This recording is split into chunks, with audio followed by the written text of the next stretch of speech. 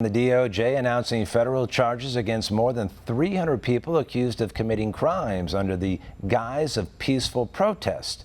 Officials today said since the end of May, hundreds have been arrested across 29 states for crimes including attempted murder, assault on a law enforcement officer, arson, and damaging federal property.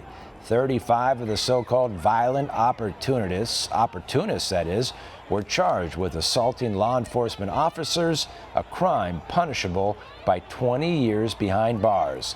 Now, this comes as a rise in anti-police sentiment emerges across the nation during nationwide unrest. One America's Rachel Acenas has more on the war on police. Mob justice is not justice. Justice sought by violence is not justice. It just becomes revenge. President Trump echoes the words of Kentucky Attorney General Daniel Cameron, who he praised for his work in the Breonna Taylor case. I think he's a star. And he made a statement that I'll just read. Justice is not often easy. It does not fit the mold of public opinion, and it does not conform to shifting standards. It answers only to the facts and to the law. If we simply act on emotion or outrage, there's no justice. The remarks come at a time of unrest across the nation with protests against racial injustice.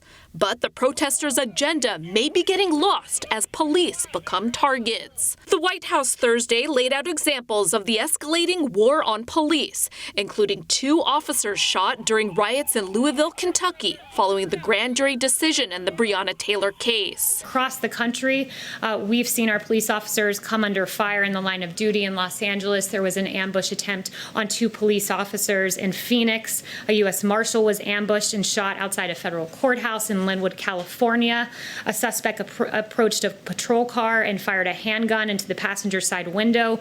And in Suffolk, Virginia, a suspect opened fire on a marked police car, hitting the vehicle 3 times. Our police officers deserve our respect, and the violence that is being committed towards them, and this was just in the last week and a half, is outrageous. And the list goes on. In Owensbury, Kentucky, an officer was recently stabbed in the face. In New Jersey, 2 officers were targeted in their own home during a drive-by shooting. Meanwhile, in Chicago, 65 officers have been shot at this year alone. That's 5 times more than the year before. A Rasmussen poll of likely U.S. voters shows 59% believe there is a war on police, compared to 43% 2 years ago. The survey also shows 59% support the adoption of a Blue Lives Matter law, which would make attacks of law enforcement a hate crime. Meanwhile, the White House says the attacks have nothing to do with politics, but everything to do with the value of human life and safety in American cities. There has been a surge in violent crimes recently in many Democrat-run cities who have adopted the defund police movement. In Minneapolis, the same city council members who voted to defund the police just 2 months ago are now warning about the uptick in crime. Data shows a rise in assaults, robberies, and homicides. But several cities are choosing to do the opposite of eliminating their police departments. In San Diego, the mayor said he wanted to increase funding by $27 million during the next fiscal year. Other cities, including Detroit, Atlanta, and Charlotte, will also increase their policing budgets. Rachel Acenas, One America News.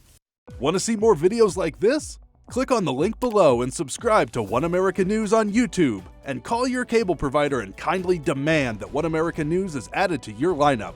Call and subscribe today.